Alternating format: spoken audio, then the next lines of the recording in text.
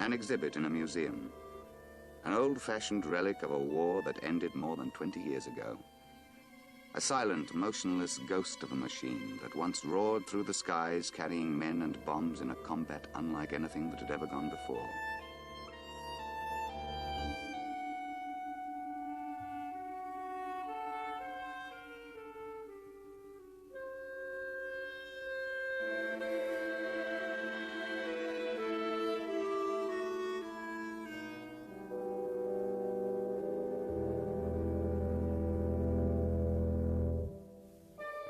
From the day the war was declared, the number of young men eager to join the Royal Australian Air Force was far greater than could be accommodated. Most joined wanting to be pilots, and those who accepted other jobs did so in the hope of one day earning their wings. They expected a life of adventure, a chance to show initiative and courage in a war filled with glamour and excitement.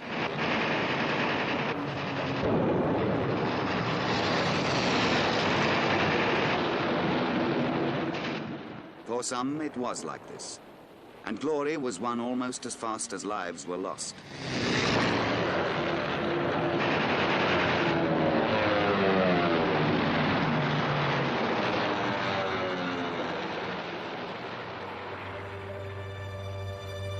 But for most, the looked-for thrills were missing, and instead there were long, cold hours spent flying around in dull routine.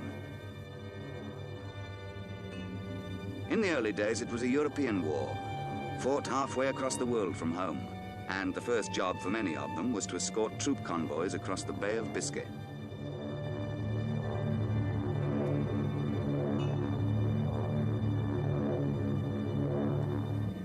A constant watch had to be kept for U-boats and enemy aircraft, and the guns manned at all times in case of attack. For 8 hours at a stretch, and sometimes longer, they patrolled, cold, cramped, tense, peering into the glare for the first sign of danger. The major threat was the long-range German fighter planes, faster, better equipped, and flown by men well trained to attack.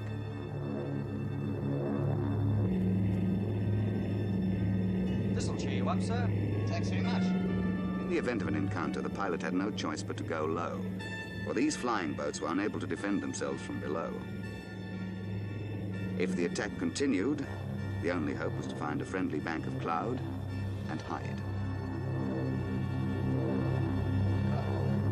I got 388s at 1 o'clock. Hang on, we're going down. Enough to port and starboard. What's the other two, will you, Bluey? You bet.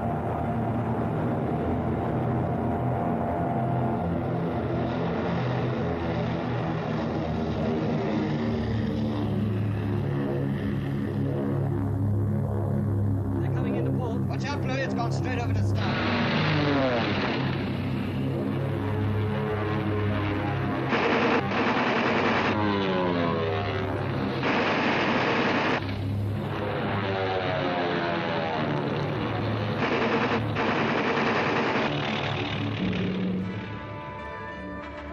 He won't be back in a hurry. Well, that's more like it.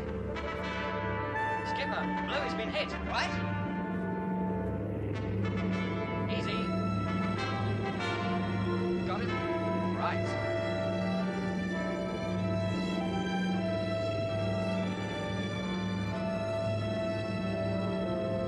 Serves you bloody well right for waving out the window. Everyone else okay? Haven't heard from you, Flight. I'm okay, Skip.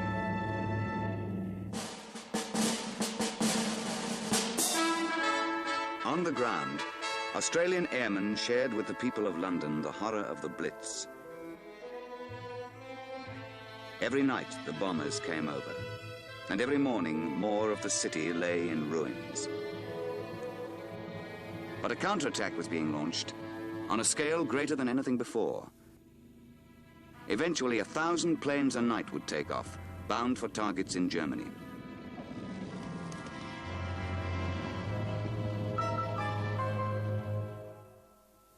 Before each raid, in briefing sessions all over England, the navigators were told the way to approach their target. They were told also the safest route home. But everyone knew they wouldn't all need this second piece of information. For the ground crews, too, the continuing raids brought a heavy burden of responsibility. Each time a plane was made ready, They prepared themselves to face a night spent in helpless concern for the men they had sent off. 1,000 planes, 1,000 crews in the air every night. Few of the men had been adequately trained for such an operation, and the figures showed that half of them didn't live through their first 4 operations. Those who did survive were battle-trained, tempered, and their chances from then on were better.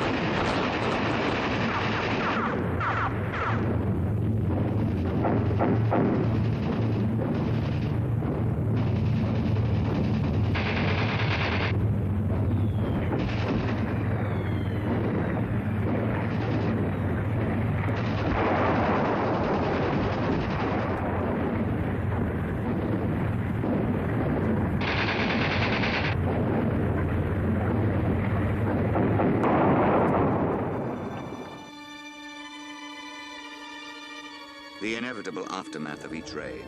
Plane after plane failed to return, reported missing. And men who a few hours before were positive and forceful and vital now no longer existed.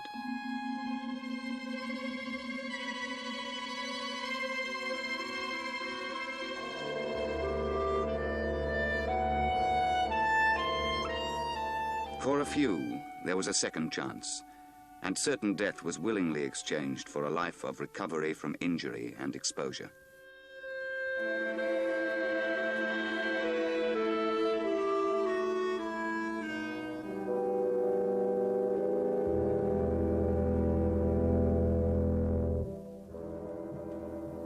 Despite the heavy losses, the operations were continued, and it became obvious to everyone involved that the chances of survival were slight.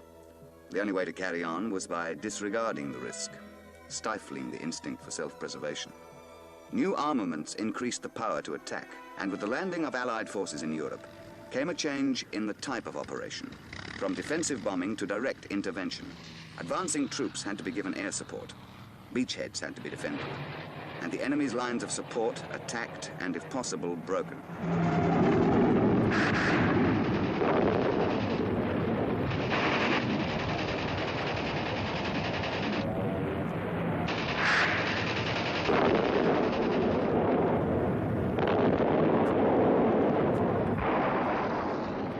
Long before the landing at Normandy, some RAAF squadrons had moved to bases outside England. Some went to Iceland to provide air cover for convoys to Russia. The primitive living conditions were inadequate protection from the cold, and outside, the weather made the jobs of both air and ground crews a nightmare. Weather hazards of a different sort were met with in the Middle East, where Mussolini's boasted aim was domination of the Mediterranean. An RAAF squadron was part of the pitifully small and ill-equipped force which managed to hold back and eventually crush the Italians. But a sterner opponent entered the field. German forces quickly regained control, forcing the Allies back into Egypt. The spearhead of their attack, the Luftwaffe.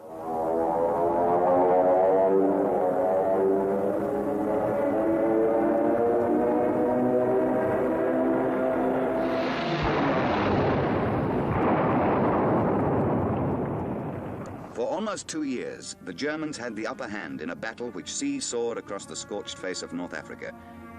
Air Force and Army alike slept where they could, often in slit trenches cut into the hard earth.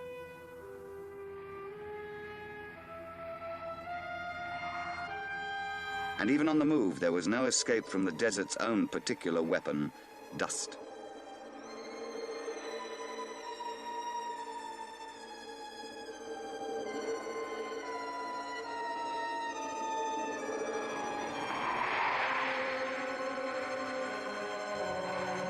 Dust had become their element. By day, they worked in it and ate it with their meals. At night, when the sands turned cold, they poured petrol onto the bare earth and set it alight, and dug themselves a hole to lie in until morning.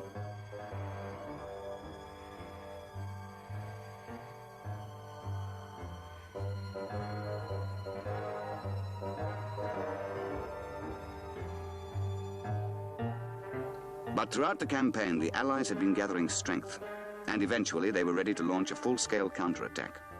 For the first time, there were planes enough to cope with the situation, and the rout began with a heavy series of bomber and fighter-bomber raids designed to cut the enemy's supply lines and communications. In the temporary aerodromes set up in the forward areas, the pressure was high. Planes had to be serviced and bombs loaded with maximum speed despite the lack of equipment. The physical strength of ground crews as well as air crews was taxed to the utmost.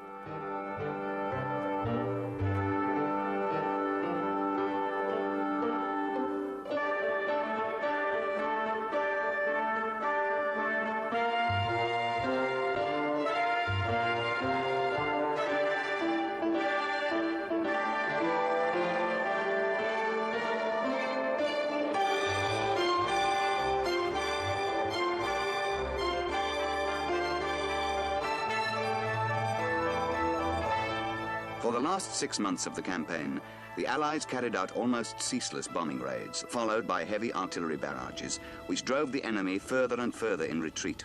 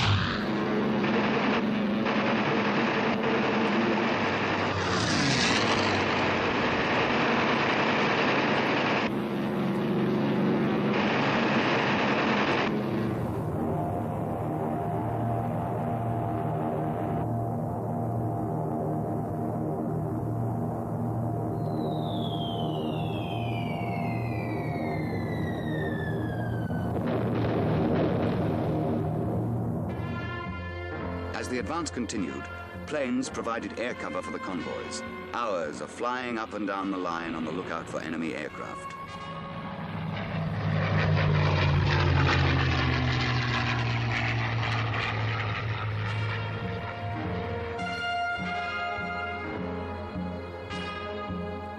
The havoc caused by the raids lay all about, as the chase across Africa neared its close.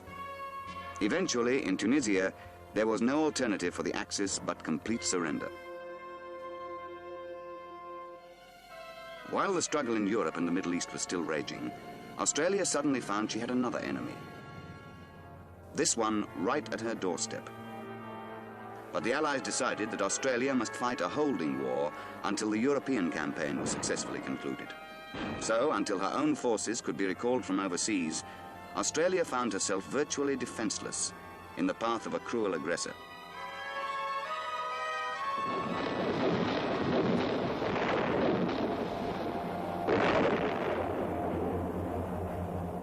In the early days, the men who flew out into the brave but hopelessly unequal struggle knew they were going to almost certain death. For their outmoded planes, the best that could be mustered, were no match for the fast and maneuverable Japanese fighters.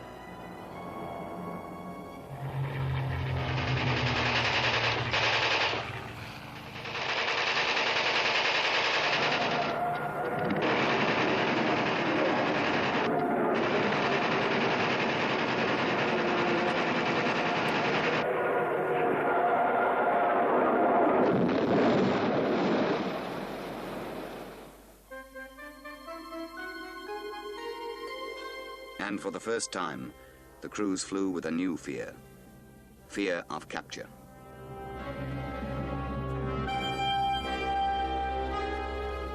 Catalinas operating out of cairns flew on long-range reconnaissance missions. For the Japanese, by then firmly established in New Guinea, began to carry their invasion into Papua. American forces, withdrawn from the defeat of the Philippines, were gathered in Australia, and a combined combat force was formed.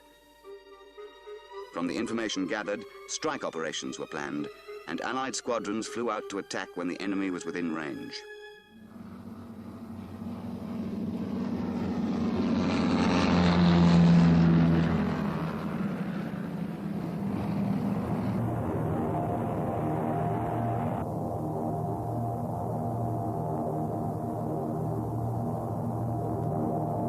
It had developed into a bitter struggle, and neither side gave quarter.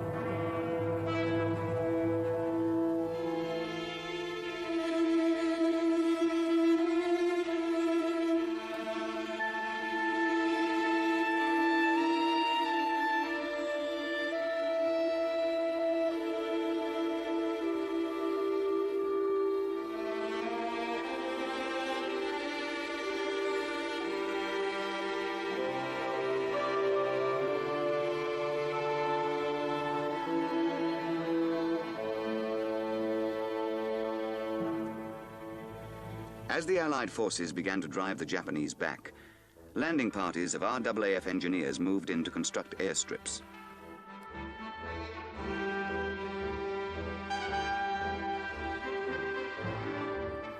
In areas recently held by the enemy, certain dangers still remained.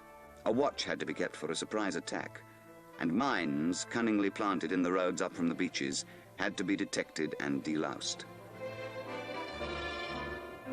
Regular building materials were scarce, so the teams used whatever was at hand, and achieved surprisingly good results.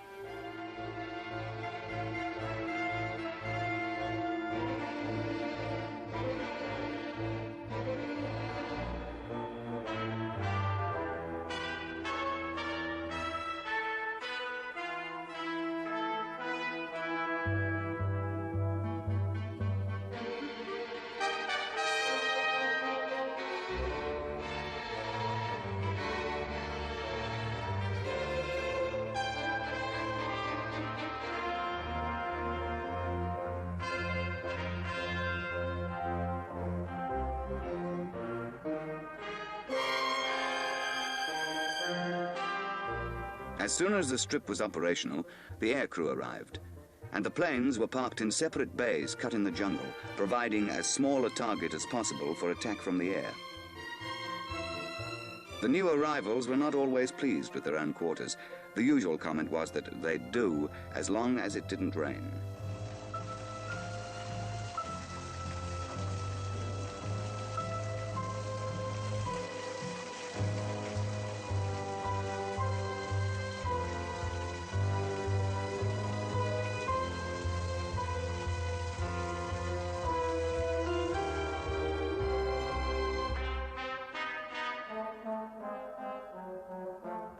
A climate that's humid half the time and raining the other half made problems for living.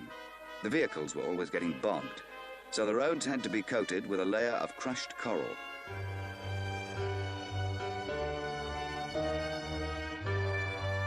Rust was almost impossible to check.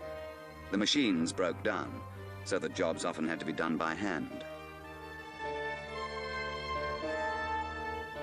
The climate affected the health of everyone.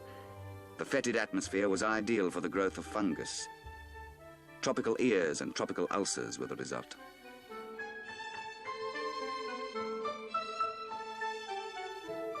The humidity attacked the wiring of all the electrical apparatus, and the maintenance crews worked non-stop checking and replacing corroded wires.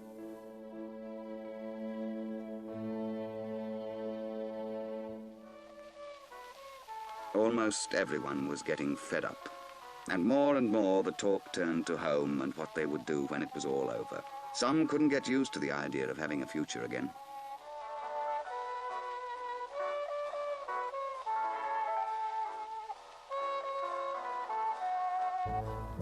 The end of the war was near. The enemy was in retreat. And the Australians were assigned to cleaning up operations, ferreting out handfuls of Japanese left isolated in dozens of small islands. It was an unpopular job, and to many it seemed a worthless waste of effort and lives.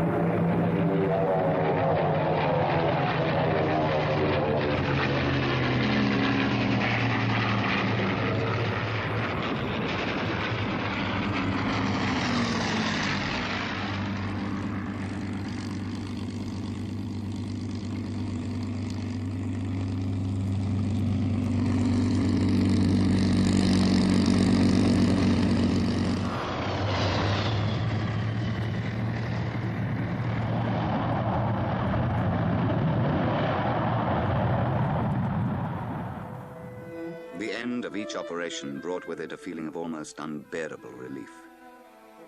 To those who had been in it from the beginning, death had become a commonplace. They were taught brittle shells of men, as damaged inside as their planes were on the surface.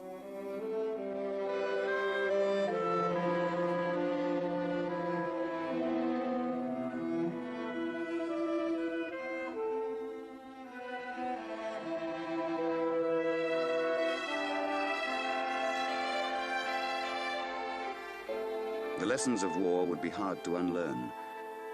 Experience had taught them not to hope or plan. That brought bad luck.